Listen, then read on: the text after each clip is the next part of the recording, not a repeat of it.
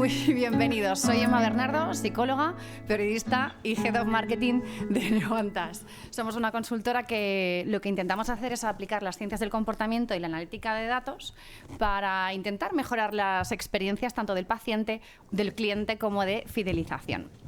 Sí que es cierto que cuando Juanjo me propuso la charla quería traer un título que fuera interesante, ¿no? Sobre ¿tienen ventaja los psicólogos en la fidelización? Bueno, yo estoy convencida de que sí, y además estamos en el Colegio de la Psicología de Madrid, con lo cual no podría ser de otra forma, pero me gustaría que en los próximos minutos que tengo a mi disposición todos tuviéramos la misma percepción al salir de aquí de que sí, de que los psicólogos tenemos ventaja en la fidelización.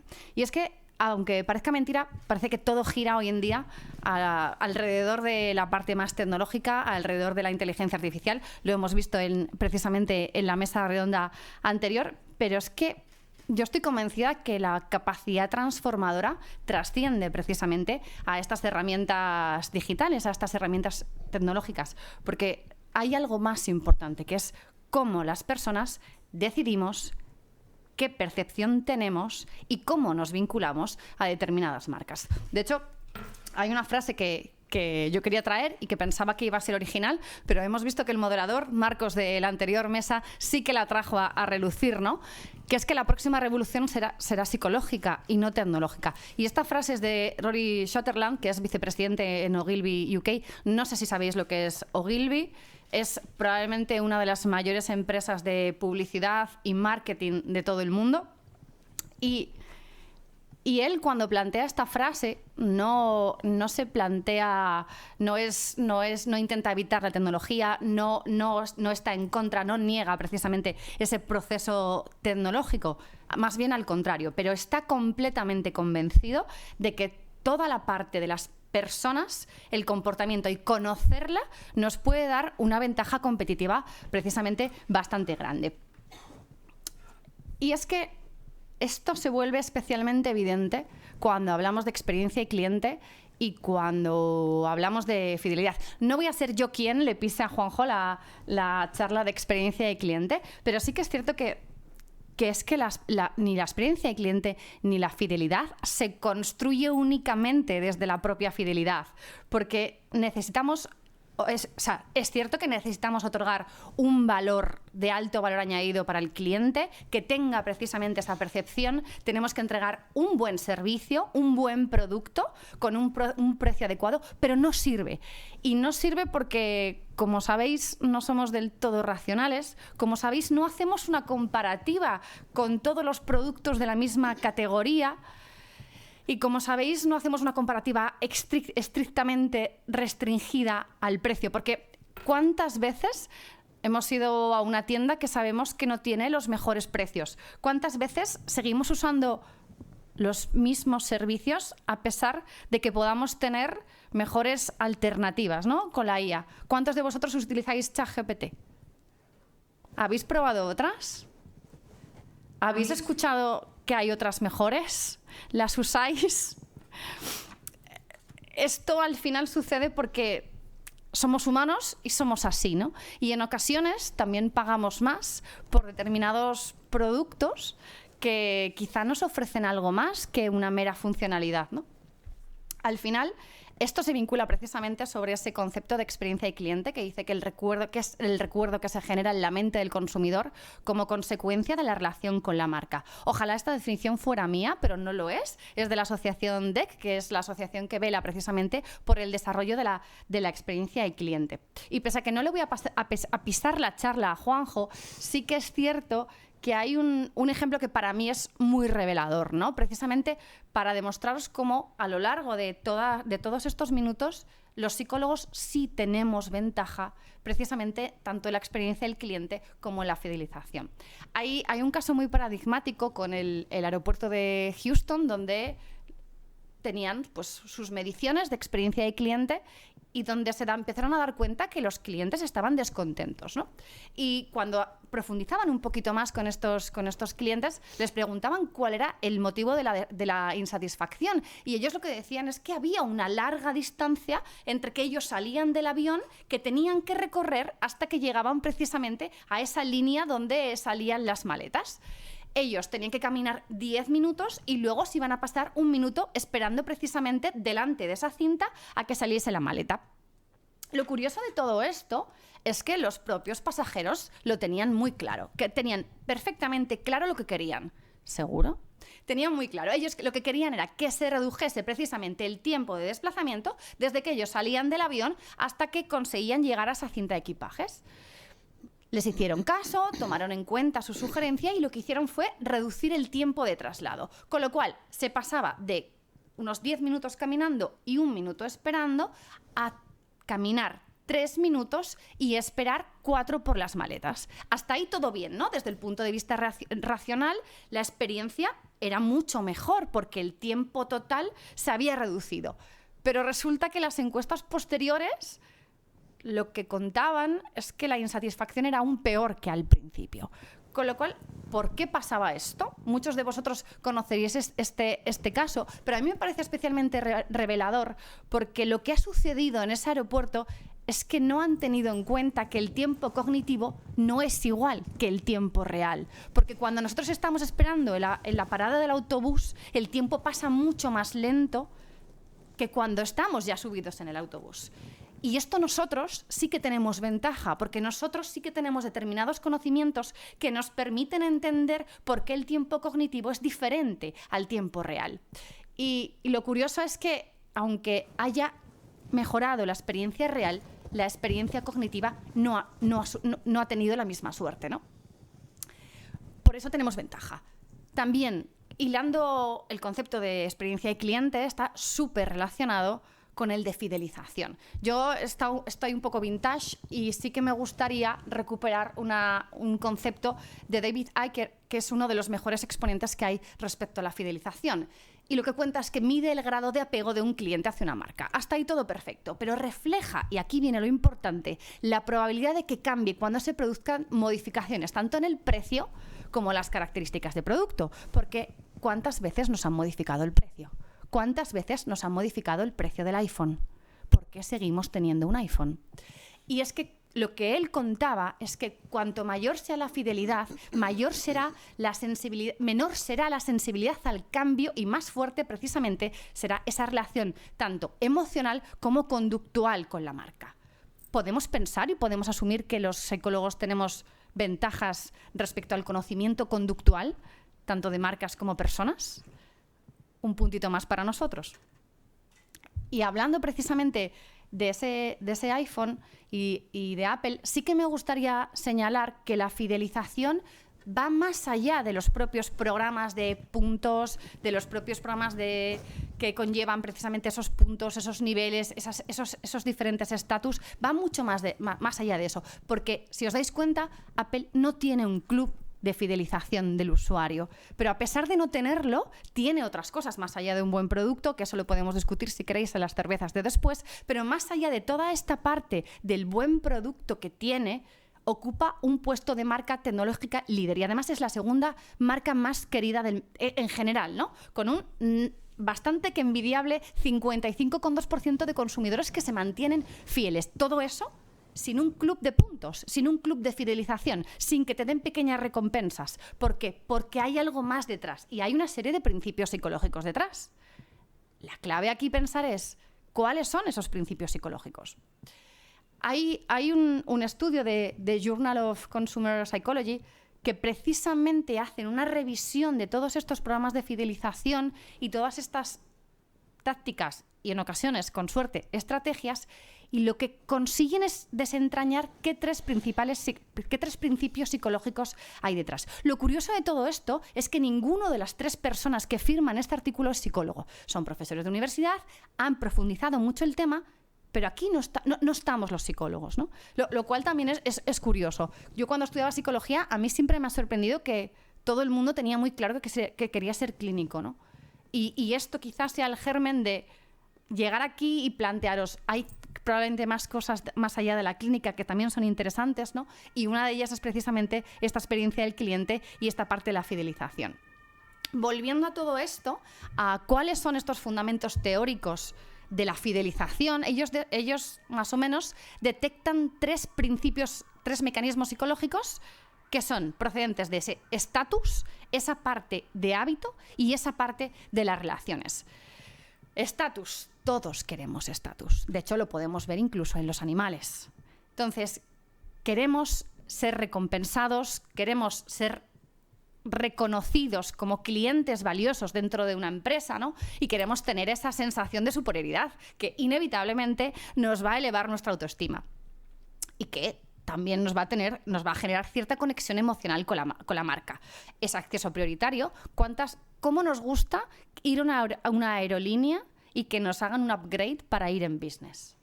Aunque sea un vuelo de 2 horas. ¿Cómo de especial nos sentimos todos? Y el estatus, los hábitos. No me digáis que aquí el papel del psicólogo no es indispensable en toda la parte de intentar conseguir establecer un patrón de comportamiento que se repita con regularidad hasta que se vuelva automático. Claro, esto sería el aspiracional que todos tenemos, ¿no?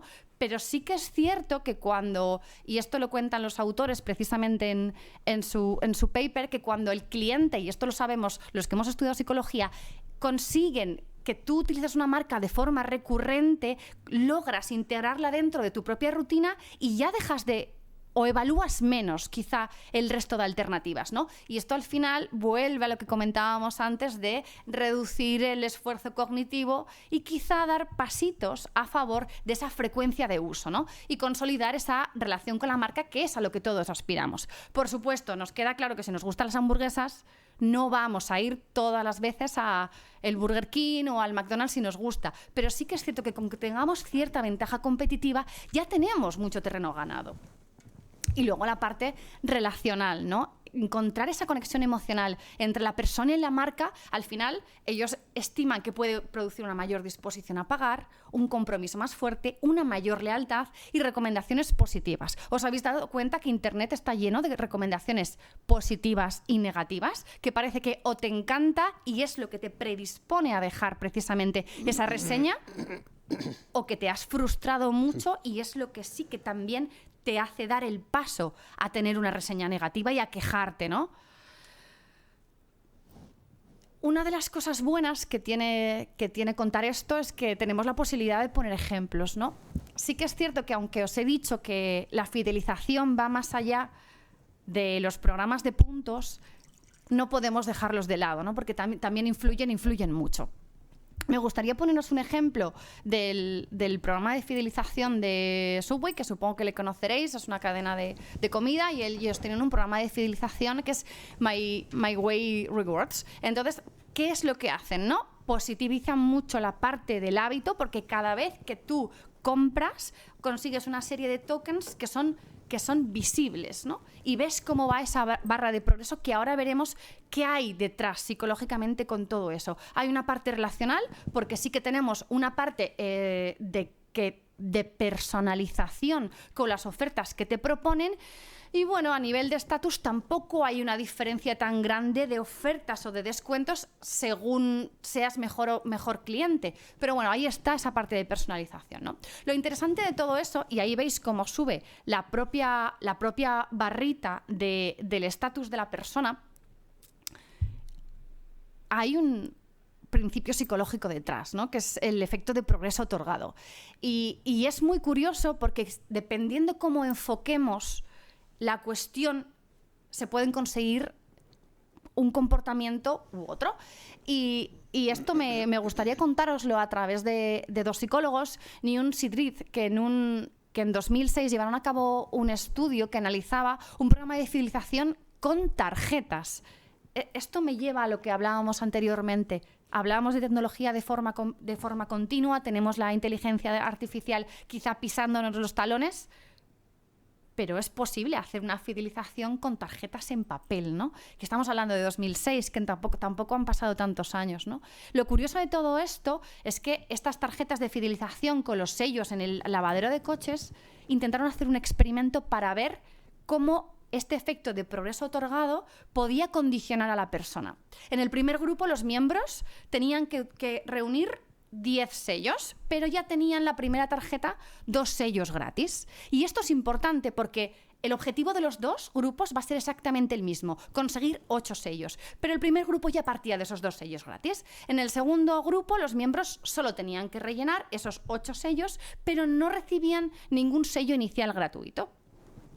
Supongo que no será ninguna sorpresa lo que sucedió. El primer grupo con 2 sellos gratis sí que registró una tasa de canje del 34% y tenía transacciones con más frecuencia. Y el segundo grupo solo tuvo una tasa de canje de un 19%. Si os dais cuenta en el dibujo, la única diferencia que hay son 2 borrones negros. Y eso hace que simplemente cómo enmarcamos esa información y cómo utilizamos esos principios psicológicos nos cambie los resultados del propio experimento. Y es que, como contaban ellos, la investigación ha demostrado que cuanto más avanzados están los miembros dentro de un programa de fidelización, más lo utilizan. Pero a nosotros no nos sorprende, ¿no? Porque somos psicólogos y porque podemos entender qué mecanismos hay detrás de esta experiencia del cliente y qué mecanismos hay detrás de esta propia fidelización. Y bueno, yo vengo de... Mi backup laboral viene del seguro, y no podía dejaros de hablar precisamente de la aseguradora Lemonade. No sé si la conocéis, es una aseguradora digital en Estados Unidos, y una de las cosas que hizo y cambió prácticamente las bases de esta aseguradora es contratar a Dan Ariely. Dan Ariely es un profesor que ha tenido sus más y sus menos con el mundo académico, que sí que es psicólogo y que sí que escribió un libro que se llamaba Predeciblemente Irracionales. Y como podéis entender, fue toda una declaración de intenciones. ¿Qué es lo que hace un psicólogo en el mundo del seguro? Yo os lo puedo decir. El seguro es un sector súper psicológico porque depende de la percepción del riesgo de las personas a la hora de comprar un seguro, lo cual ya nos da determinadas pistas de qué es lo que puede pasar con esto. Y Lemonade lo que hizo diferente, o los principios psicológicos que hay detrás que la hicieron diferente, son, en un principio, su modelo de reaseguro social, que es la parte del give back, y que tiene pago de siniestros en segundos. Pero vamos a ir paso por paso porque el give back es quizás un poco más complejo de explicar y ellos lo hacen con infografías y ellos lo hacen con imágenes. ¿Cómo lo hacen con esa imagen? Pues ellos pintan la parte de la pizza y lo que te dicen es, bueno, tú pagas una prima, que es la totalidad de esa pizza. Entonces, nosotros como aseguradora nos vamos a quedar este porcentaje de tu prima para pagar sueldos, para pagar instalaciones, temas más empresariales, porque hay que pagarlos igualmente. Después hay otra fracción en la que el propio asegurado tiene una serie de siniestros y hay una porción de esa pizza en la que se va a destinar a pagar esos siniestros. Pero ¿qué es lo que sucede si el usuario no tiene siniestros o si queda un restante de dinero? Aquí surge todo un debate alrededor de la parte del seguro, porque seguro que tenéis algún seguro, ¿no? Por decirlo de alguna forma. ¿Vosotros sabéis qué porcentaje va la prima? ¿Vosotros sabéis cuánto cuesta cada siniestro que dais de alta? Lo lógico es que no lo sepamos, ¿no? Y eso genera un problema, y es un problema que el seguro no siempre sabe cómo hacer frente, que es el fraude. De hecho, Línea Directa tiene un propio barómetro en el que ponía de relieve que el fraude de seguros de auto sigue disparado. Pero esto no solamente sucede en el seguro de auto, también sucede en otros ramos del seguro, ¿no? Entonces, la cuestión es, ¿sabéis cómo con ese principio de give back ha podido intentar paliar esta situación Lemonade? Pues es precisamente con el principio de reciprocidad, porque cuando tú destinas dinero a esa causa benéfica, que habíamos hablado de esa pizza, donde había un porcentaje de dinero que no se había utilizado, ¿no? Imaginaros, habéis dado solamente o no habéis dado ni siquiera un parte al seguro, con lo cual queda mucho dinero. Ese dinero sobrante, lo que ha hecho Lemonade es preguntarte qué causa benéfica quieres contribuir y darle ese dinero de forma transparente a esa ONG que tú has decidido. No es una ONG que quizá no tenga nada que ver contigo, es la que tú has decidido. Tú decides qué causas quieres ayudar, porque esto no es un café para todos. Yo quizá tengo inquietudes con los animales y Juanjo tiene otro tipo de inquietudes. Entonces, que tú decidas a qué causa benéfica quieres colaborar ha contribuido a que se paliase el fraude en este tipo de empresas, precisamente porque al destinar este dinero a la causa benéfica, la aseguradora ya deja de percibirse como una entidad que busca lucrarse a costa de sus clientes y empieza a entrar encima de la mesa la parte de la transparencia. Nosotros podemos asumir que hay una parte precisamente de las primas que pagamos que van a costear esa empresa, pero no siempre te lo cuentan, no siempre son tan transparentes. Entonces ellos sí que lo son y puntúan en fidelización. Y entonces lo que sucede es que ese cliente se ve desalentado a fingir un robo o un accidente para defraudar, porque sabe que le estaría quitando esos fondos destinados a las causas benéficas. El segundo que veíamos, hay un pago que ha llegado a batir récords al resolver un siniestro. Eso lo han hecho con un bot de inteligencia artificial. Veamos la fecha, que es del 2023. En segundos. ¿Esto qué consigue? Consigue que transformemos un momento de dolor del cliente en una experiencia de alivio. ¿Alguna vez os habéis tenido que pegar con una aseguradora por un siniestro? Tener que enviar muchísima documentación en un momento de vulnerabilidad. ¿Qué pasa si tienes un accidente? ¿Qué pasa si has tenido algún problema en casa? ¿Que tienes la tubería echando agua y tú te estás pegando con el seguro para tener que mandarle fotos y demostrarle que tienes la casa inundada? Esos son momentos de dolor y al final son momentos de dolor que van vinculados a momentos muy concretos en los que nos sentimos realmente vulnerables. ¿Cómo fideliza precisamente esa velocidad de pago de Lemonade? Porque también activas precisamente esa reciprocidad, ¿no? Porque la acción de pagar de forma inmediata y sin esa fricción de tener que mandar tanta documentación, tantas fotografías, es como un favor inesperado porque quizá el sector no estaba yendo por esos derroteros, ¿no? En un momento precisamente de necesidad. Con lo cual es posible que se genere, y digo es posible porque no es café para todos y no todos somos iguales, esa deuda emocional con el cliente, tratando de reforzar ese vínculo que veíamos antes que era tan importante. Y luego la parte de la pick and roll. Estos de Kahneman, afortunadamente, bueno, no sé si afortunadamente, pero sorprendentemente al único psicólogo que le han dado el premio Nobel de Economía, así que supongo que será por algo, que las personas tendemos a evaluar la totalidad y la experiencia del proceso en función de lo que sentimos. Y aquí es lo importante, en su punto máximo y en su momento final. ¿Cuál sería su punto máximo? En el momento en el que tenemos un siniestro, ese momento de vulnerabilidad. Pero resulta que está bien resuelto, porque si tú simplemente te lo ponen el proceso fácil, sin fricciones, en un momento de vulnerabilidad y enseguida te resuelven y te hacen el pago, quizá el momento final ayude a mejorar muchísimo esa experiencia de cliente y esa fidelización. Y todo esto nos lleva a pensar que los psicólogos sí que tenemos ventaja, y espero que estéis de acuerdo conmigo en esto, en que el corazón de la fidelización está en las personas y están los comportamientos de las personas.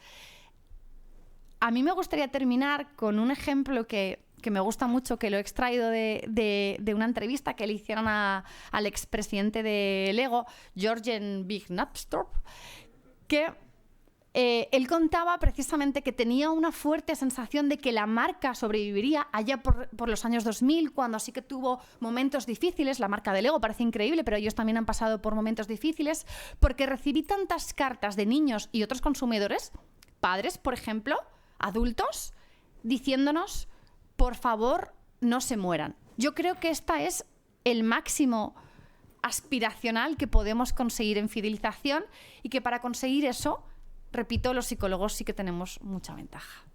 Gracias.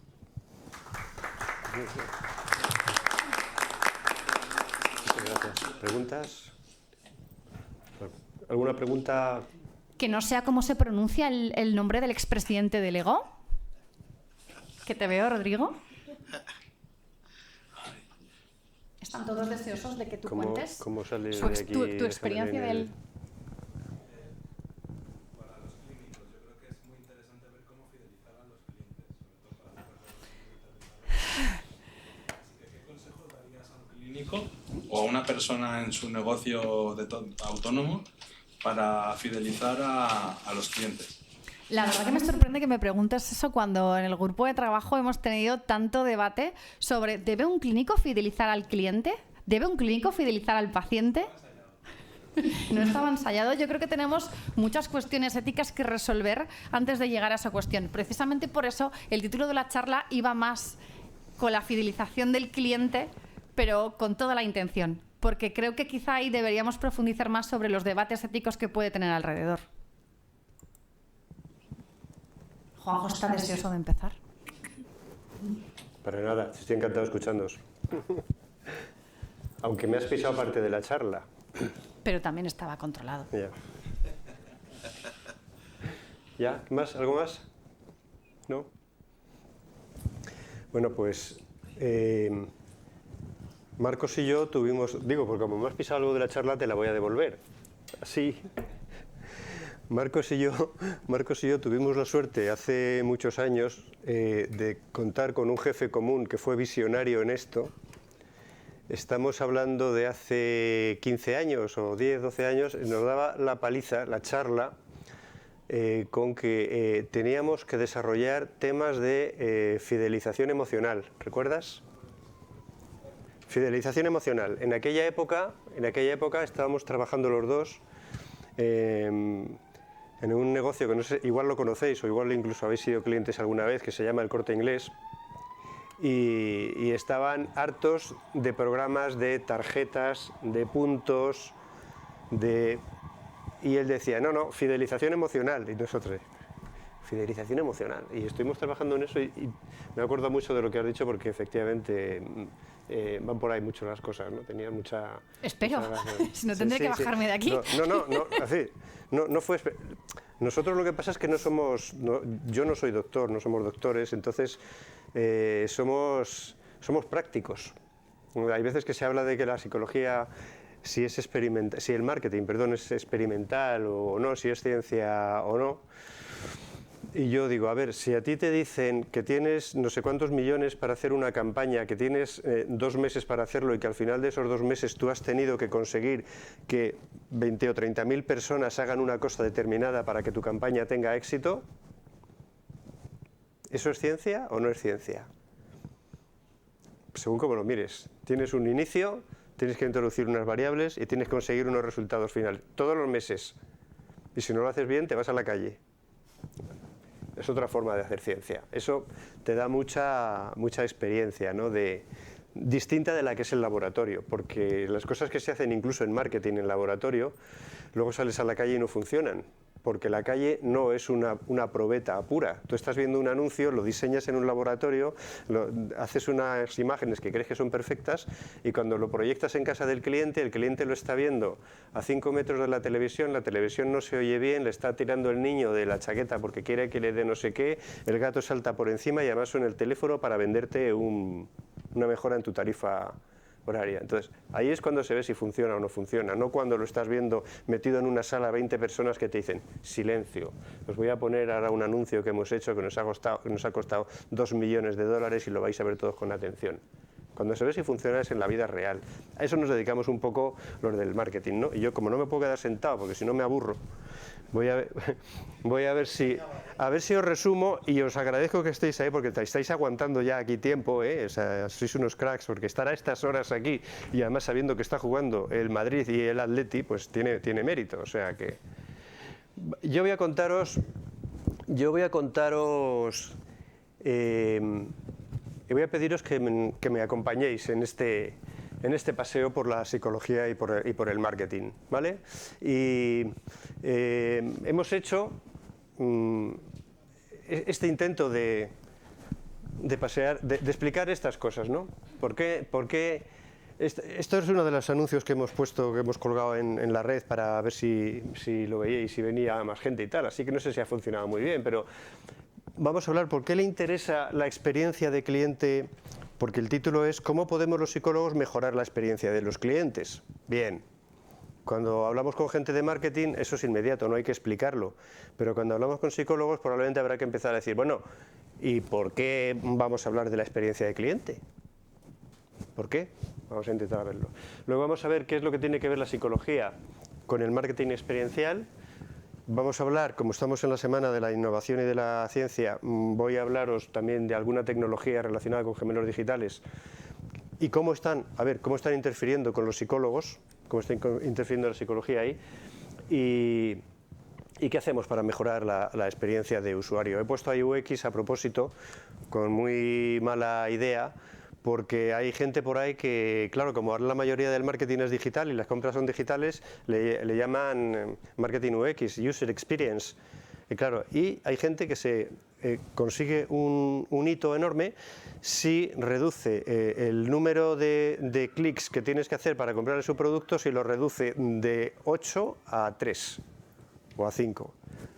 Yo no quisiera quedarme en eso, quiero hablar de la experiencia de usuario como la vivencia que cada uno tiene, ¿vale? de sus situaciones. Entonces, si vamos a las empresas, al mercado actual, ¿qué nos encontramos? Que hay muchas empresas, ahora os daré algunos datos, que están gastando cantidades indecentes de dinero en conseguir, se la gastan en eventos de marketing. Vamos a generar un evento de no sé qué, vamos a montar un fiestorro no sé dónde y vamos a traer tal y vamos a promocionar nuestro producto, lo vamos a conocer. Se gastan muchísimo dinero en esto, en eventos. Y dicen, hemos invertido no sé cuánto, tu empresa, hemos invertido no sé cuánto en cosas de esto. Pero realmente lo que ellos quieren hacer no son eventos. Díselo a tu jefe. Están equivocados. Lo que ellos están buscando son que los clientes en esos eventos tengan una experiencia humana que sea vinculante con la empresa. Por tanto, desde mi punto de vista, humildemente como psicólogo, ¿dónde tienes que poner el ojo? ¿En la creación del evento o en la vivencia que tú quieres que esa gente que va a ese evento tenga, que es lo que luego te va a hacer que vuelva como cliente? Yo invertiría en la vivencia de los clientes. De acuerdo que lo tengo que hacer a lo mejor con eventos, pero si yo no garantizo que ese evento genera determinada experiencia en los clientes, entonces no me sirve. Luego os pondré algunos ejemplos, ¿no? Entonces, ¿por qué la psicología es importante en el marketing de experiencias? Porque puede ayudar a diseñar esas experiencias, o sea, qué experiencias funcionan y qué experiencias no funcionan, y sobre todo en quién funcionan y en quién no.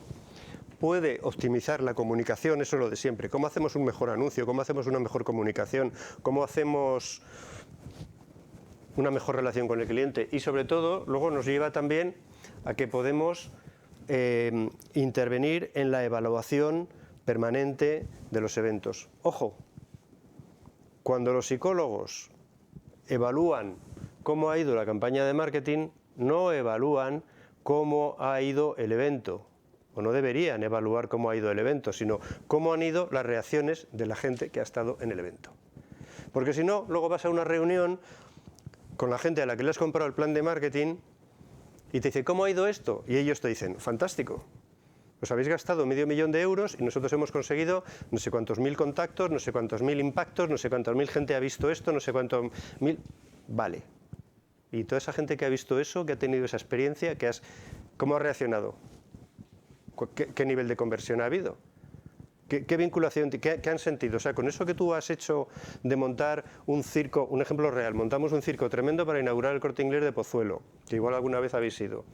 Una fiesta tremenda, toda la planta de arriba, con el entonces presidente que todavía estaba vivo, Isidoro Álvarez, toda la planta de arriba llena de mariscazo y bebidas y tal, gente VIPs invitados, intentando que la experiencia sea fantástica e inolvidable, y yo paso por allí al lado y hay al lado mío un matrimonio joven discutiendo con una bronca del 15 porque para llegar a ese evento, a esa fiesta, habían tenido un problema de tráfico, no había conseguido aparcar, había buscado un sitio pequeño y se había rayado el coche.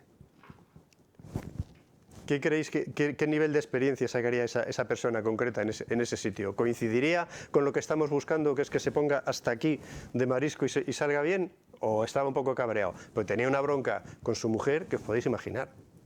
O sea, yo tengo que garantizar la experiencia, no el evento en sí. ¿Vale? Entonces, ¿qué es el marketing experiencial? Bueno, pues es un tipo de marketing, es una estrategia de marketing que busca conectar, a ver, no se ve ahí mucho, lo había puesto en cursiva. Yo estos son cosas que me voy encontrando en mi carrera cuando empiezo a formar vendedores y a tener que formar jefes en marketing. Y me voy encontrando que gente que no es psicóloga habla de cosas de estas con naturalidad. Y me encuentro un tío que dice, es una estrategia de marketing que busca conectar emocionalmente, subrayo conectar emocionalmente, con los consumidores, creando experiencias, subrayo creando experiencias memorables para ellos. ¿Y esto te lo dice quién? Pues no sé, un tío que será de marketing, un tío que será de publicidad, un tío que será de ventas, un tío, perdóname Tomás, un tío que sea economista. Yo qué sé, no lo sé. Pero ¿quién puede hablar de conectar emocionalmente? ¿Quién puede hablar de experiencias? ¿Quién sabe de eso? Pues yo creo que los psicólogos. Entonces, el marketing experiencial permite a las marcas destacar, que es lo que decías tú antes, creando vínculos emocionales duraderos. O sea, yo quiero tener una ventaja competitiva. En marketing, toda la guerra es siempre tener una ventaja con respecto a tus competidores, tener algo que ofrecer al mercado que sea mejor que tus competidores. Pero eso se copia rápidamente, se acaba rápido y te dura 2 telediarios. Sin embargo, si tú consigues crear un vínculo que tus propios consumidores, que tus propios clientes, incluso si alguien habla mal de tu marca, que la defiendan, pongamos el ejemplo de un equipo de fútbol, como yo sea del Madrid y alguien hable mal del Madrid, soy capaz de decir, oye, espera, o al revés, o del Atleti, o del Barcelona, bueno, si soy del Barcelona tendré que callarme porque no tendré más remedio. Pues es la verdad, ¿no? Pero no es mentira, es una broma. Pero quiero decir, ¿se puede llegar a defender una marca? Entonces, si yo consigo tener ese sentimiento en mi público, estoy dando un paso de gigante con respecto a los otros. Ya no importa cómo sea en sí el producto. ¿De acuerdo? A ver, en España, vamos a dar algunos datos. En España el marketing experiencial sigue creciendo, se calcula, no hay datos directos, los he tenido que extrapolar, no hay datos directos, pero se calcula que el marketing experiencial en España este año pasado ha movido entre 600 y 800 millones de euros. Eso quiere decir que hay negocio, que hay jamón que cortar, hay tajada, hay trabajo para la gente que se dedica a esto, por supuesto los psicólogos, y que las empresas destinan entre 20.000 y 100.000 euros por evento. Hay algunas empresas que hacen más de 200 eventos al año. Es decir, si tú estás trabajando en marketing en esas empresas y tienes un enfoque de marketing experiencial, probablemente tienes un recorrido importante. Perdonadme, os tengo aquí abandonadas, pero no quisiera que os sintierais así, ¿vale? ¿Quiénes son las principales empresas en España que hacen marketing experiencial? Pues ahí os he puesto un chorro de ellas. Bueno, pues la primera L'Oréal, el grupo Stellantis, que sabéis se dedican cosas de coches, Procter & Gamble. Yo tuve una oferta al principio para empezar a trabajar en Procter & Gamble, era recién titulado y me fui muy enfadado de allí, diciendo, oiga, yo soy psicólogo, estoy titulado, ¿me van ustedes a decir que tengo que vender Mr. Proper? Pues sí, me equivoqué. Una amiga mía se quedó y ganó mucho más dinero que yo. Entrando en marketing de allí. Luego Coca-Cola, Red Bull, Google, La Liga, Louis Vuitton, Banco Santander, Iberdrola. Bueno, y datos clave representados, pues la mayoría se dedican a congresos y convenciones, luego lanzamientos de producto, activaciones de retail, bueno, y los sectores más activos son alimentación, automoción, farmacéuticas y lujo. Es decir, es mercado puro y duro. Competencia atroz, muchos competidores, mucho público para venderle, muchos fabricantes, muchos productores, ¿no? Por tanto, mercado puro y duro. Pero lo que quiero deciros con esto es que hay negocio ahí. Entonces, si nos ceñimos a lo que decía antes de buscar experiencias y no solamente eventos, nos iríamos a un concepto que es el de marketing experiencial, que yo lo vi por primera vez en Smith. Fue en el año 2000, es un tipo de Columbia, no es de la universidad, es de la universidad de la Escuela de Negocios de Columbia, y habla mucho de la relación con la psicología. Él no es psicólogo, habla mucho de la relación del marketing con la psicología y de los múltiples campos de actuación en los que tiene. Algunos conceptos que hay que ver en este sentido es, por ejemplo, la evolución del marketing al marketing experiencial. El marketing tradicional se habló, luego evolucionó, pero inicialmente se hablaba de las 4 Ps, producto, precio, promoción y place, ¿no? Eso luego se cambió, se introdujo, sobre todo cuando empezó a haber servicios, se introdujo el quinto, que era people, que era la gente que ofrecía, que daba el servicio, en fin, y luego ya entra todo el mercado digital con toda la evolución digital que esto supone. Pero para nosotros significa que pasaríamos de hablar del mercado de las 4P del marketing de 4P a marketing experiencial. Eso significa que pasamos a hablar, en el marketing de 4P, ¿de qué se habla? De productos y de precios, básicamente. ¿Cómo es mi producto? ¿Dónde lo vendo? ¿Cuánto cuesta? ¿Cómo lo hago mejor? En el marketing experiencial hablaríamos de personas. ¿Qué sienten estas personas con mi producto? ¿Cómo ven mi producto? ¿Cómo lo van a interpretar? Por ejemplo, no veáis lo que le cuesta a un tío de un banco enterarse de lo que vende. ¿Qué vende un tío de un banco? ¿Dinero? Es que somos tan tontos que vas a ir a un banco a comprarle dinero, que es lo que más vale, ¿no? En nuestra sociedad lo que más vale es el dinero y la salud. ¿Pero le vas a comprar dinero y se lo vas a pagar más caro cuando todo el mundo sabe lo que vale el dinero? ¿Estamos tontos o qué? ¿Qué es lo que vende el banco? Tiempo.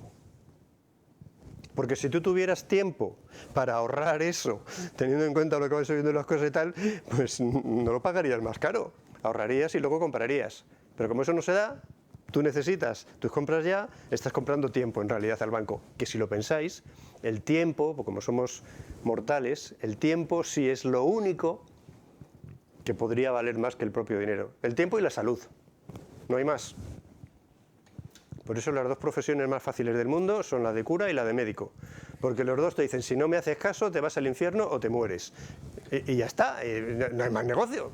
¿Qué vas a hacer, no? ¿Qué vas a hacer? Bueno, entonces el marketing experiencial trabaja con la activación multisensorial. Es decir, trata de activar sentidos, todo a la vez, sentidos, emociones, pensamientos. Llevar a la acción, esto es como en el colegio, no le cuentes la batalla a los niños, haz que trabajen, llevar a la acción e incluso interactuar en las relaciones sociales. De esto a hablar de productos y de precio hay un salto brutal, aunque tengas que utilizar los productos como herramienta, ¿no?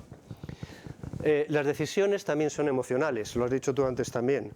Ya sabemos que las decisiones que se toman, aquí tenemos una diferencia con los behavioral economics. Importante. Los behavioral económicas dicen, bueno, nosotros vendemos finanzas y claro, la gente se creía que las compraba con métodos racionales, pero resulta que cometen errores porque tienen sesgos, etcétera, etcétera, toman atajos, no sé qué, no sé cuántos. Pero nosotros hemos resuelto la solución porque como conocemos los sesgos que usted va a cometer, no se preocupe que vamos a hacer las inversiones por usted para que no cometa sesgos. Bien, súper respetable. ¿Qué decimos los del marketing? Como sabemos que usted tiene sesgos y se le puede entrar al cerebro por un agujerito que tiene aquí, yo voy a utilizar ese agujerito para venderle mi producto. Que es lo mismo que hacen los psicólogos, pero con terapia. ¿Vale? O sea, son 2 conceptos complementarios, absolutamente. A nosotros nos encanta que haya sesgos y errores. Nos encanta. ¿Vale? Y además los va a seguir habiendo. A pesar de lo que queramos. Y por tanto hay 5 tipos de dimensiones y de experiencias. Las sensaciones, o sea, esto es con lo que trabaja el marketing de experiencias. Sensaciones, sentimientos, pensamientos, actuaciones y relaciones. ¿Qué resultado espera? Pues espera transformar las relaciones, que las marcas conecten con los compradores, con los clientes de una manera diferente, ¿no? Que tengan experiencias memorables. O sea, si yo me he dado una vuelta en un coche y me ha encantado, he tenido una experiencia no bien, sino brutal, ya puede venir otro a decirme que es que tiene otro coche que es mejor, que no, olvídate, esto lo he probado yo sé lo que estoy hablando y a mí esto me ha encantado. Y cuando a uno le ha encantado algo o lo ha visto con estos ojos que se han de comer los gusanos, como decía mi abuela, no hay quien se lo quite de la cabeza. Yo lo he visto, es que esto lo he visto yo, o sea, ¿qué me vas a contar? ¿Vale? Experiencias enriquecedoras. Esto es muy importante. Las marcas deben ofrecer vivencias que enriquezcan la vida del consumidor más allá del producto. ¿Vale? Yo no te quiero vender el coche. Quiero que te guste conducir, BMW. Quiero que tengas una experiencia más allá de mi producto. ¿Vale?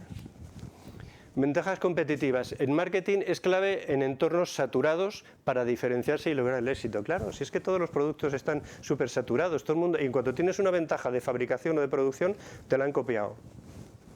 Ya, en 2 meses. Entonces tienes que tener otra ventaja, que sea la relación con el cliente. Estrategias creativas. Las 5 dimensiones nos permiten diseñar estrategias humanas, creativas y efectivas. Esas 5 que hemos visto antes. A las que, y aquí, ojo, a las que hoy en día se incorporan tecnologías digitales, como la IA, agentes sintéticos, inteligentes, digital twins, etcétera, etcétera, que habéis incorporado vosotros. Es decir, esto ya no se hace solo a ojo o en base de experiencia. Ahora se incorpora la tecnología en la creación de todos estos pasos. Voy a poneros un ejemplo. La campaña esta de Coca-Cola, que la habéis visto, esto es público, o sea, no estoy revelando ningún secreto, lo podéis encontrar en esta página. ¿Y tú con quién quieres compartir una Coca-Cola? Está publicado, así que no hay copyright. La campaña esta de haber visto los botes de Coca-Cola que llevan el nombre puesto. ¿Va? Bueno.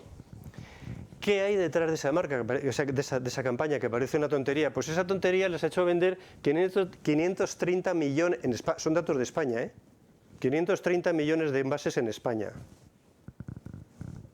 ¿Vale? Han utilizado, sabéis que se puede poner en la botella, han utilizado todos sus formatos, en la lata, se podían poner hasta 156 nombres propios y apelativos cariñosos, como bro, bestie, etcétera, etcétera. De manera que tú le puedes regalar, hola bro, toma, y te lo personalizo. Lo bueno está en que no venían solo de la fábrica, sino que montaron un sistema por el cual tú podías ir a una maquinita y ponerle tu nombre o tu bro a quien fuera. Vale. ¿Por qué hicieron eso? ¿De qué venía? Esto es una campaña que lanzaron en abril del 25 y el objetivo principal, por favor, atentos al rollo, esto lo ha hecho un tío de marketing, no un psicólogo, reconectar con la generación Z, reforzando el vínculo emocional con la marca mediante experiencias compartidas y personalización. Esto está sacado de su briefing, o sea, esto no es teoría, pero coincide con lo que os estaba contando antes. O sea, que no son papeles, que son cosas que se hacen. Las estrategias de marketing, esto es un resumen, porque esto era un chorro de 5 páginas. Estrategias de marketing era omnichannel, incluía actividades físicas, porque la actividad física, hacer algo físicamente, sabéis que te vincula más, no es lo mismo que te lo cuenten que hacer algo físicamente. Entonces había estaciones de personalización en tiendas y eventos. Estaciones de personalización eran una maquinita donde tú podías imprimir tu nombre o tu ¿vale? Pero lo tenías que hacer tú. El contenido generado por usuarios fomenta la participación activa y el sentido de pertenencia, que son conceptos psicológicos otra vez. Y también hay alianzas con influencers y artistas. Venía la lista, pero como soy ya tan viejo, perdonadme, es que ni las conozco. Lo podéis ver en la página, seguro que vosotros sí que las conocéis. Y también había promociones y sorteos. Bueno, el asunto era el que el insight del consumidor, según esta empresa Kantar, el 72% de la generación Z busca autenticidad y conexión real. Fantástico, ¿no? Yo creo que eso le ha pasado a todas las generaciones desde que los hippies se empezaron a no ir a Vietnam. Pero a cada generación hay que decírselo. Te entiendo tu mensaje. Tú necesitas algo que conecte contigo y que sea auténtico. Que va a ser distinto que la generación de hace 10 años, pero lo tienes que saber. Y, según Anfabra, el 80% del consumo de refrescos en España ocurre en compañía. Dato importante. Lo que refuerza el enfoque de la campaña en compartir momentos. Vale, ¿esto a qué nos lleva? Coca-Cola aquí ¿Está vendiendo un refresco azucarado, que hay miles? No. Le ha pasado lo mismo que al del banco. Ha pasado de vender dinero a vender tiempo. El de Coca-Cola lo que está intentando es vender momentos en compañía. Entonces ya no estoy vendiendo una bebida azucarada. Estoy bebiendo momentos en compañía. Comparte algo con tu gente que es auténtica. Esa es la gente con la que perteneces y además yo te entiendo. Y además te dejo que actúes, que lo hagas tú físicamente, que pongas tu nombre en mis máquinas. Entonces me salgo del mercado. Los de Coca-Cola saben un montón de marketing y de publicidad.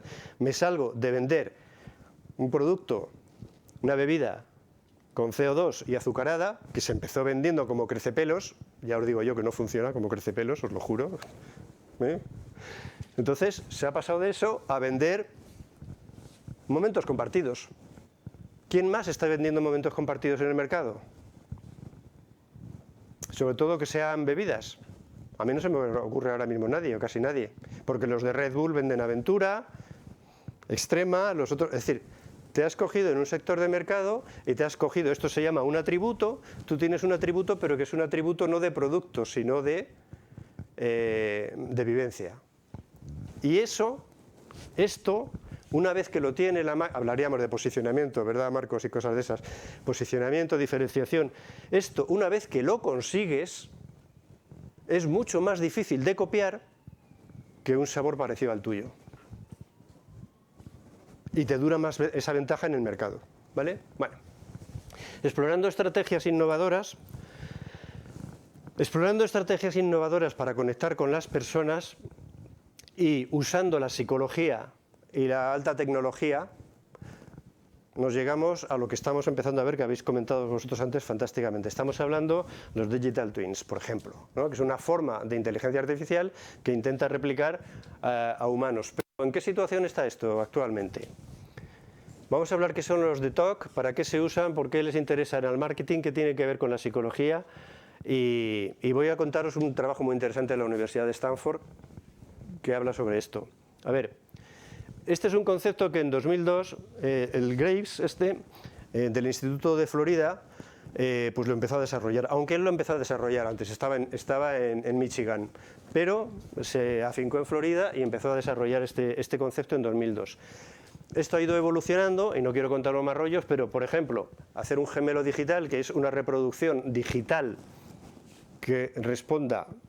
Básicamente hay 4 tipos. Puede ser gemelos digitales de una máquina, por ejemplo un simulador de Fórmula 1, puede ser de un proceso, por ejemplo un cuerpo humano, puede ser de colectivos o de grupos, por ejemplo un grupo humano, o puede ser de personas. Este último es el más difícil, por lo que decías tú antes, es más difícil afinar justo al individuo. Pero que sepáis que la Comisión Europea, os podéis meter en internet y buscarlos, tiene una serie de estudios, son muchos, que los llama investigación fundamental, los llama así, investigaciones fundamentales, es todo un apartado. Uno de ellos se titula Conozca a su gemelo digital, una versión virtual de sí mismo. Nuestros gemelos inteligentes están en camino.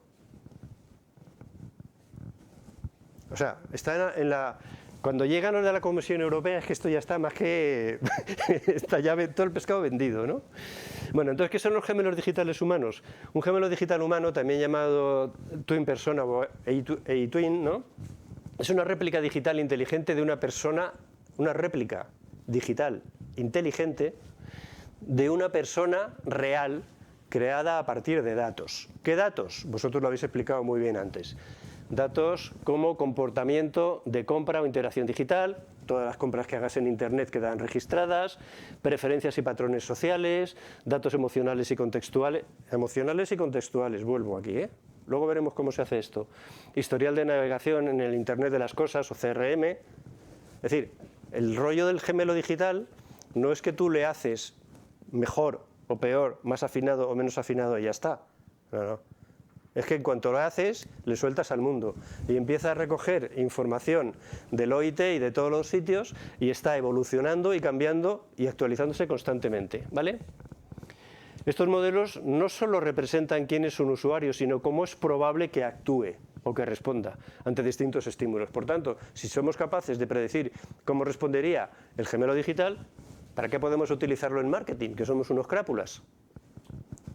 Pues para simulación de campañas, simulaciones. Es decir, antes de meterme en una campaña y gastarme un pastizal, me voy, hago una prueba con gemelos digitales. Es rápido, barato y me da unos resultados aproximados que luego me permite, o sea, los experimentos con Coca-Cola. Hago un experimento previo y luego tal. Luego ya, si me sale bien, intento llevarlo al campo real. Una personalización dinámica, es decir, que se adaptan instantáneamente a los cambios que hay. La creación de contenido a escala, es decir, yo puedo hacer un focus group con 7 personas o con 20 personas, o una encuesta a 500 personas, pero si la quiero hacer a 50.000 y que están en distintos países, ¿cómo lo hago? Pues sin moverme de casa, con esto, ¿vale? Y esto me llevaría a una cierta forma de predicción del comportamiento. Marcos, ¿me harías un favor? ¿Hablarías con esto? A ver si nos bajan un poco la calefacción, que yo creo que está un poquito... A ver, no voy a daros mucho más la paliza, ya acabamos enseguida.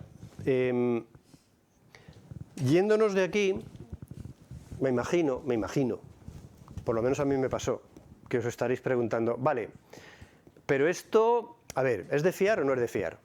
¿Funciona? ¿No funciona? ¿Esto lo hacen los ingenieros y es una cosa de ingenieros y de matemáticos, pero no corresponde luego con la gente de la calle? ¿Cómo está esto? Entonces, me voy a remitir, porque creo que es interesante, a un experimento, perdón, no es un experimento, es un trabajo, desde mi punto de vista muy concienzudo, y por eso os pongo ahí quienes lo han hecho, y que sigue abierto, de básicamente estos señores, el John Sung Park, con Percy Lyon, Michael Bernstein, etcétera, etcétera. Estos son de Stanford, de la Universidad de Stanford, que es una universidad, yo creo que un poquito seria, 3 tíos de Stanford. El Caroline Q. es que también de Stanford, pero además está en el Departamento de Comunicaciones de Evanston, Illinois.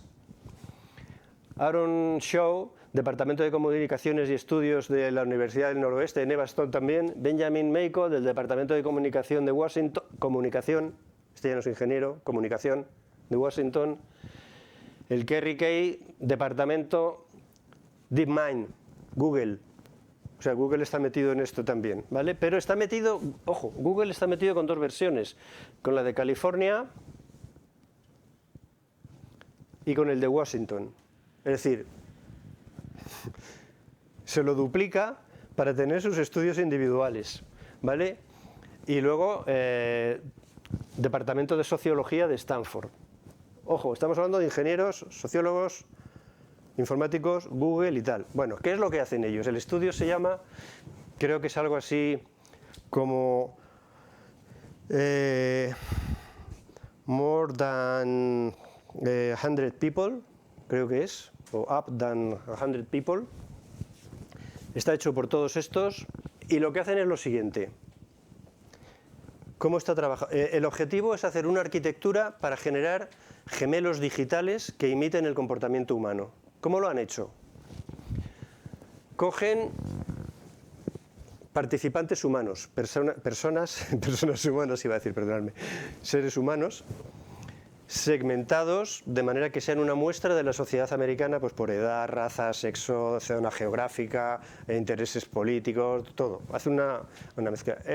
Exactamente, hacen una muestra en el primer estudio de 1052 personas físicas. A esas 1052 personas les hacen a cada uno de ellos una entrevista cualitativa. Una entrevista cualitativa de cómo te va, qué te gusta, qué no te gusta, comes perro cuando vas a Tailandia, no, sí, ese tipo de cosas. Se la hacen, las entrevistas las hacen agentes inteligentes, es decir, con inteligencia artificial, pero agentes inteligentes que se van adaptando, no es una entrevista cerrada, sino se va adaptando a las características del cliente, de manera que dice, a mí me gusta viajar, ¿a dónde te gusta viajar? ¿A Tailandia? Ay, ¿por qué te gusta Tailandia? Me gusta el paisaje, no sé, ¿has comido perro cuando has ido a Tailandia? Sin embargo, si yo no le digo que he ido a Tailandia, que me he ido a México, me preguntarán, ¿te gusta el picante? ¿Vale? Es decir, se va adaptando, pero son agentes inteligentes. La entrevista dura con cada persona, con cada uno de los 1052, dura 2 horas y tiene un promedio es transcrita por Google y tiene un promedio de 6.491 palabras de promedio las entrevistas. Está hecho por el American Voice Project, ¿no? Que es ¿cómo se llama? El agente entrevistador. Vale.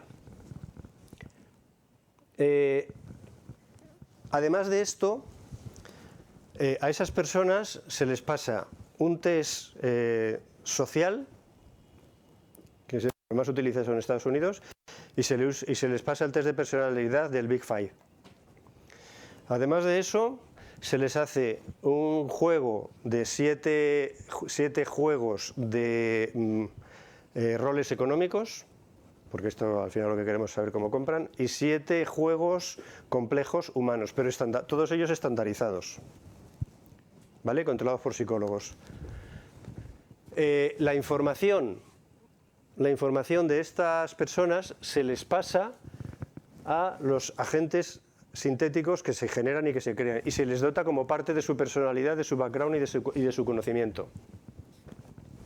Vale, entonces, aquí tenemos, bueno, se les pasa también el General Social Survey de 177 ítems, el Big Five, como decía antes, de 44 ítems, el Economic Games de 5 ítems y el Behavioral Experiments de 5 ítems. Esto se les pasa para ver cómo responden las personas físicas. Vale, se les pasa esta información a los agentes sintéticos creados. Vale, ¿y qué se hace? Se les pasa a estos sintéticos los mismos test y las mismas pruebas que a los humanos. O sea, el General Survey, el Big Five, el Economic Games y el Behavioral Experimentals. Se les pasan las mismas pruebas para ver qué concomitancia hay. Es decir, si están respondiendo igual que los humanos o no. ¿Sabéis qué concomitancia dan? ¿Qué parecido dan ahí? No sé si el dato es muy bueno. Es un 85%. Bueno, está bien, pero no, un 85%. Ahora bien, y esto es lo que hay que poner atención. Ahora bien, hay una prueba de autoconsistencia que consiste en que a estas mismas personas que les pasaste todas estas pruebas, 15 días después les vuelves a pasar las mismas pruebas. ¿Y sabéis qué diferencia hay entre la prueba que les pasamos hoy y la prueba que les pasamos hace 15 días? Justo un 85%. Es decir, que la variación que hay de los bots con respecto a los humanos coincide con la variación que hay cuando le pasas las mismas pruebas al mismo grupo de humanos pasados 15 días. Por tanto, quiere decir que nos estamos aproximando en algo a eso. Este tipo de sintéticos, de gemelos sintéticos, les puedes hacer preguntas, puedes ponerle en situaciones desde cero. Es decir, voy a haceros una pregunta. ¿Qué opinaríais si abro un Corte Inglés nuevo en Ceuta? Entonces van estos y le digo, sitúate en Ceuta, no sé qué, y me dan una respuesta. Yo entiendo que esa respuesta que me puedan dar va a ser bastante similar a la que daría el grupo de humanos. Pero no acaba ahí. Es que estos, una vez que están aquí, los suelto en Internet. Y en Internet cogen todos los datos de todas las compras que se hacen, todo lo que hay de Google, todo lo que hay en el Internet de las cosas, todo lo que hay en las redes sociales, todo lo que hay y se están alimentando. Y están evolucionando y cambiando con los datos que le llegan de la sociedad. ¿Eso es bueno? No lo sé, a mí me da miedo, pero lo están haciendo hace varios años. Entonces, con esto, lo bueno de este experimento es que construyen una arquitectura de gemelos digitales y estos tíos que son de la universidad y de Google, algún interés habrá, lo dejan en código abierto. Eso quiere decir que tú puedes coger todos los códigos, los puedes replicar y puedes hacer... Entonces hay cientos de empresas que están intentando adaptarlos a su negocio con la misma arquitectura, con lo cual, a su vez, están alimentando el proceso de generación de los gemelos digitales. ¿Vale? Esa es la situación real de cómo está a fecha de hoy. Está abierto, puede participar cualquiera. Yo estoy cooperando ahora con una empresa de Florida que está trabajando con esto. y de hecho una de las cosas que tenemos programadas próximamente es comunicar con el John Sung Park, que tiene su email abierto, podéis consultar con él, es su mismo nombre, @Stanford Edu o algo así, y podéis hablar con él y contarle y verle cómo van estas cosas, ¿vale? Bueno, entonces, lo esencial. ¿Os gusta el dibujito? Me lo hice el otro día por la noche. Y, joder, cuéntame a ver qué hace. Cuéntame un psicólogo aquí viendo al tío comprando en el súper, ¿no? En este trabajo de la Universidad de Stanford, etcétera, etcétera, se pone de manifiesto expresamente, esto es importante, lo podía haber hecho lo tengo subrayado en amarillo de la copia inglesa, se manifiesta expresamente la creciente necesidad de contar en el desarrollo de estas tecnologías con personas formadas, entre otras cosas, en ciencias sociales y expresamente, dice en el estudio, en psicología. Sí, señores, ahí nos han puesto el collar como al perro en el cuello. Nos están pidiendo que participemos, que hagamos que estos proyectos sean lo más parecido, lo más reflejo a los humanos. Y ahí tenemos un reto los psicólogos. Si no lo hacemos ahora, porque ya esto a los matemáticos, a los informáticos, a los ingenieros ya lo tienen controlado, se les ha quedado, pero les falta la quinta capa, les falta el detalle de esto se comporta, yo hablo con él por teléfono o toma decisiones y yo noto que no es humano, lo noto todavía, ese 5% de experiencia humana, de calidez, de detalle que se intenta conseguir sobre las entrevistas y el aprendizaje real de Internet, es lo que están buscando ahora los científicos, los ingenieros. Así que los psicólogos ahora tenemos mucho que decir aquí. Si no lo hacemos ahora, en este estado de la ciencia, bueno, después no nos quejemos de que han hecho un producto que no es ético, que no es humano, que no es no sé cuánto, porque es ahora el momento, pero es ahora. La IA tiene ahora, los que trabajáis en esto dicen equivalente a 2 años, con más memoria y más tal, pero equivalente a 2 años, ¿no? En 5 años van a tener título de doctorado, ¿no? El nivel equivalente. La pregunta que me hago yo, ¿acabará leyendo la IA al psicólogo? A lo mejor tenemos ahí un negocio nuevo. Bueno, entonces, a ver, ¿cuál es el rol de los psicólogos en este tipo de marketing? ¿Cuál es el rol? Sí, siempre nos lo preguntan en todas las ponencias, así que voy a empezar por el final, voy a poner esta transparencia la primera en algún día. Es liderar, y hablo de liderar, ya no ir de comparsas, hablo de liderar, por lo menos en concepto de igualdad, liderar un marketing más centrado en las personas, no en los productos. La gente no quiere que le llamen a las 3 cuando está sentado en el sillón de su casa a contarle la tarifa telefónica cómo se la van a igualar, porque no le interesa. Eso es como que alguien nos esté hablando todo el día de algo que no nos interesa. No, el marketing debe ser centrado en las personas. Más interesante para el cliente, más interesante, o sea, le tiene que interesar. Si tú a la gente le cuentas algo que le interese, te va a escuchar. Si no le cuentas algo que no le interese, no te va a hacer ni caso. Pero si le interesa, te va a escuchar. Y es menos invasivo para la gente en general. Es decir, los que no son clientes tienen que sentirse menos invadidos. ¿Vale? Entonces hay que hacer un marketing que sea más relevante, es decir, significativo, más personalizado. La personalización es total con la inteligencia artificial. Más adaptado a la necesidad de la persona, más real y veraz, con valores. Hoy la sociedad no admite cosas que no se hagan con valores, aunque sean tan de papel cuché como lo han sido durante toda la historia. Pero valores, los valores de ahora, no los de antes, los valores de ahora. ¿Vale? Y tiene que ser respetuoso, inclusivo y sostenible. ¿Por qué? Porque son algoritmos de Google. Si no metes la palabra sostenible, etcétera, etcétera, no te busca nadie. ¿Vale? Pero tiene que serlo. Los psicólogos también tenemos que proteger al consumidor con respecto a los abusos. Tuvimos aquí una charla el año pasado sobre, Marcos, compras compulsivas. Que la diste tú y Leire. ¿Cómo protegerle sobre las compras compulsivas? ¿Eso quiere decir que no se haga marketing? No. Pero tampoco hay que volverle imbécil a la gente. Entre otras cosas que a mí como empresa no me interesa que me compren más de lo que me puedan pagar. No me interesa. proteger al consumidor de abusos. Y luego hay un componente que los psicólogos somos así, siempre nos lo preguntan, nos lo ha preguntado antes un señor en la primera ponencia, hay un componente de ética y de ontología profesional que la sociedad nos otorga porque sí, porque los psicólogos se supone que entienden de ética, no sé, yo no sé por qué, pero nos lo da la sociedad y dice, bueno, hay que poner unas normas que hagan pues, que la gente sea un poquito ética en lo que hace, ¿no?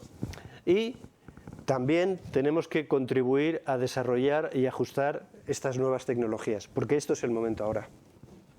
Ayudar a construirlas y ajustarlas. Si no queremos que máquinas hagan máquinas, porque los algoritmos los hacen las máquinas, ¿no? Y los programas los hacen las máquinas. Si no queremos que máquinas hagan máquinas, humanos tienen que hacer máquinas, ¿vale? Con la ayuda de las máquinas, pero tienen que ser así. Así que, bueno, pues gracias por haber estado aguantando aquí la sauna esta y haberme estado escuchando, ¿no? No sé si tenéis alguna pregunta o algún comentario. Este es un sujeto, este es una de las imágenes que salían de los gemelos digitales que tenían esto, uno de los tíos que había allí. Entonces, así es como están las cosas. Ya no tengo ya mucho más que deciros, salvo agradeceros que hayáis estado aguantando aquí esta historia, y si tenéis preguntas o comentarios para Emma, que la pobre estaba aquí aguantándome también el rollo, para Emma o para mí, pues Emma no lo sé, yo estaré encantado de contestaros. Así que... Gracias.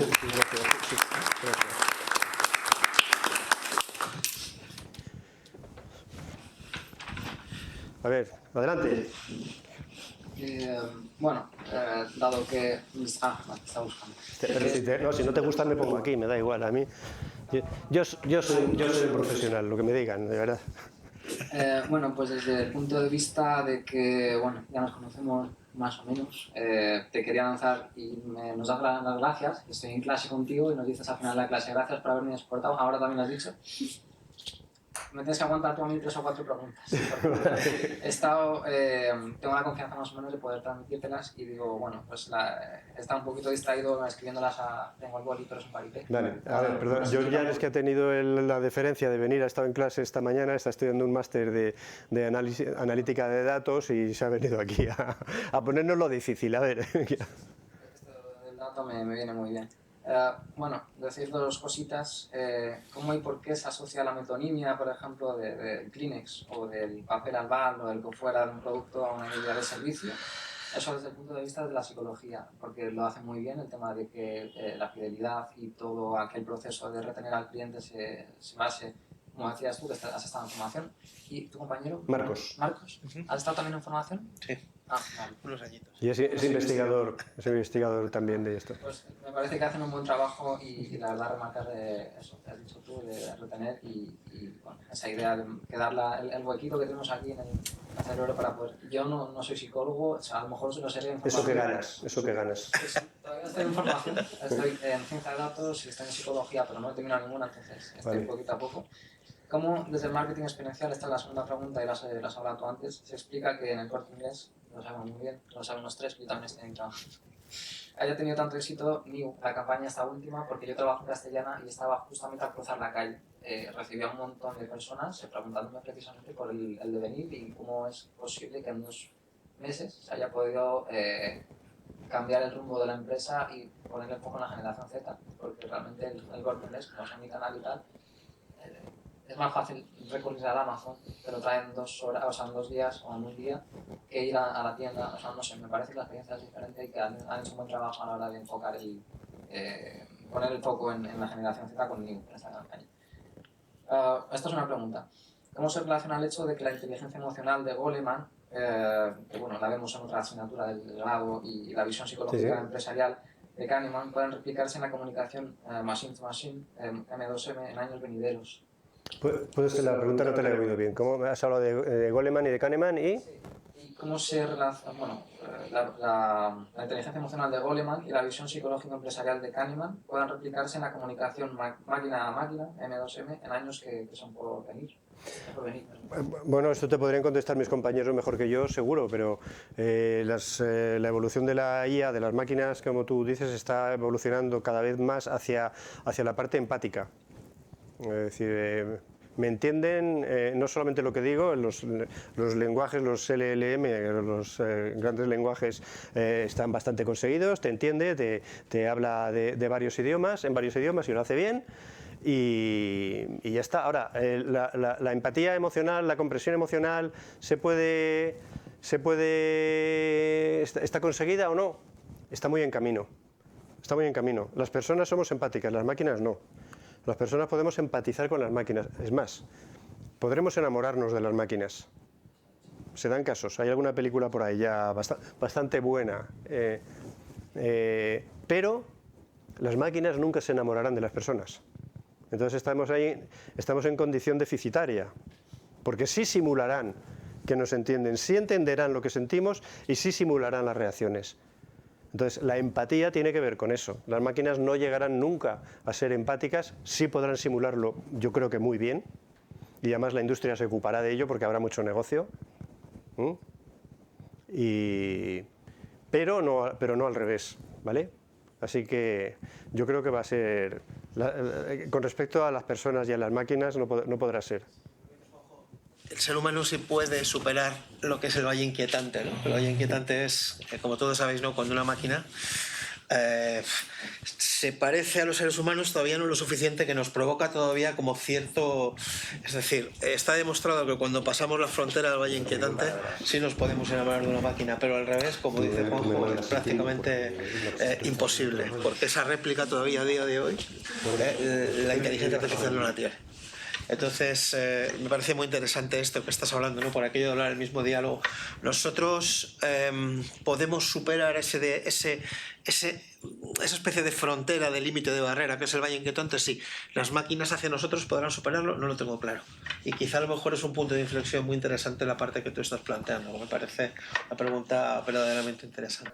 De buen pragmatismo que tienes tú, de dejarnos pues, preguntarnos en el juicio crítico. Ya sabes que estudio una carrera precisamente de eso, de desarrollar el juicio crítico, el desarrollo de sistemas que estamos hablando de CRMs, del tratamiento de los datos, que eso me encanta, y lo estamos hablando hoy en clase precisamente, Entonces, la pregunta es, desde un punto de vista ético, tecnológico, ¿cómo se puede hacer un cruce de datos, también que estamos hablando de Big Data privado, y que al mismo tiempo como metodología de interno para la cultura Artificial General Intelligence, o sea, la general, la que tiene precisamente lo que buscábamos antes, que es la capacidad extra de tener ese pensamiento, esa percepción, esa sensibilidad, que como humanos nosotros tenemos diferencias, pero que ahora no tienen. Claro, yo creo que eso es complicado, es complejo, pero se va a afrontar de tres niveles. Uno, habrá una legislación que marque eso. Otro, habrá códigos deontológicos internos para cada empresa, porque cada sector tendrá sus requerimientos y sus necesidades. Y luego habrá también otra cosa, que es, por ejemplo, lo que estamos haciendo con vosotros, es que aparte de los códigos legales, los códigos deontológicos de empresas, haya un cierto espíritu, una cierta mentalidad ética en los trabajadores que tienen que hacer eso, porque al final siempre hay una frontera que es muy difícil, y si uno no tiene una formación sólida, la empresa siempre te va a pedir más, venga, un poquito más, un poquito más, un poquito más. Entonces hay un momento en el que hay que poner un punto de coherencia. No es fácil, y además yo no te sabría decir, porque no sabes exactamente dónde están. De hecho van cambiando, ¿no? las sensibilidades. Pero yo creo que lo que estáis haciendo vosotros, por ejemplo, en vuestra carrera, que os den una asignatura que tenga que ver con la ética, ya es una declaración de principios. O sea, ojo, informática sí, gestión de datos, pero hace falta también un punto de ética. Lo que pasa es que tú mismo ves en clase que las éticas son muy distintas también, ¿no? Las personas. ¿Más? ¿Alguna pregunta más? Es tardísimo. Toda la información que dejamos a trabajar, que si los mensajes de Teams, que si los correos, que si toda esta interacción, ¿te pueden echar un día porque te han digitalizado? O sea, me parece un futuro... ¿Que se pueden echar un día? O sea, ¿te pueden echar un día? Porque ya te han logrado digitalizar, porque han tenido suficiente información tuya para hacer un gemelo digital que trabaje por ti. Yo soy muy viejo, tengo casi 70 años, ¿vale? Entonces viví la tecnología, viví cuando mi padre trabajaba en banca y fue el desembarco de la informática. Llegaron los de IBM con sus batas blancas, los ordenadores de este tamaño en salas que tenían que estar a 20 grados porque si no se estropeaban. El comentario que había entre todos ellos era: esto nos deja sin trabajo. Tú imagínate a mi padre, un pobre operario de banco, todo el día picando allí datos de operaciones bancarias, su máquina, pero si esto ahora lo hace la máquina, ¿qué voy a hacer yo? No te preocupes, los humanos somos tan malos y las empresas son tan ambiciosas que cuando te digan, tú ya no tienes que hacer este trabajo, fantástico, pues ahora haces este y te lo venden como que has subido la calidad. No te preocupes, tú ya no vas a tener que picar nada más, ahora solamente vas a tener que supervisar y que decidir y tomar decisiones sobre esto y esto y esto. En aquella época los de IBM, que iban literalmente con batas blancas, eran la envidia de mi padre y de los operarios que trabajaban allí, porque mientras ellos estaban picando números como locos, bajaban los de IBM con su bata blanca a tomarse ahí el café, a la máquina de café, se pegaban allí 20 minutos, cosa que no podían hacer los demás, y le decían, ¿pero tú qué haces aquí? Y ellos decían, está compilando. No me estoy inventando nada, era cierto, ¿eh? ¿Qué pasó? Que ese chollo se les acabó enseguida y ahora la máquina compila, pero tú haces eso y 14.000 cosas más, ¿no? O sea, que no te preocupes, que yo creo que lo de perder puestos de empleo no, cambiarán, evolucionarán y además posiblemente evolucionarán para bien. Los psicólogos, los que sois clínicos, tendremos modelos digitales para practicar. Hazme un modelo digital de un psicótico reactivo de nivel 3. Tienes la entrevista, ponte con él, hazle cosas. O al revés, tienes un profesor que representa este modelo, o sea, puedes hacer el modelo del enfermo o del terapeuta. Eso, imaginaros la potencia que hay, por ejemplo, para actividades docentes, para enseñar. Es lo que hacen los médicos ahora con el muñeco de plástico, pero de hecho ya lo hacen con esto también. Para ti, que tienes un cuerpo que pesa 75 kilos, tienes este nivel de colesterol, esto tal, ¿cómo reacciona tu organismo, no otro, el tuyo, si le meto 5 miligramos de no sé qué? Ya está, ¿no? Pues a nosotros nos va a pasar lo mismo con esto de aquí, que es lo más desconocido de todo, por ejemplo. ¿Vale? ¿Alguna pregunta más? ¿Nos vamos ya? Muchísimas gracias, ha sido un placer compartir este tiempo con vosotros y espero tener ocasiones para hacer otras un poquito más centradas en tema. ¿Vale? Venga.